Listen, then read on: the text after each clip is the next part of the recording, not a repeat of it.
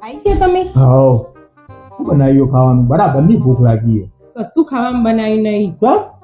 મને આજ તો જબ્બર પગ દુખ્યો તે ઊભું એ રહેવાતું નહીં એટલે ખાવાનું નહીં બનાવ્યું. હકુમાં લે ધન દવાખાને લઈ જાઓ.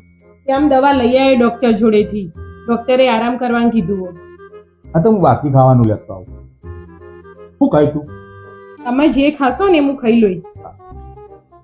અરે હોબળો, મારા માટે સેન્ડવિચ લેતા આવજો ને. મારે પિઝા. શ્યામ, જોજે તા પપ્પા જ્યાં. હા જોઉં.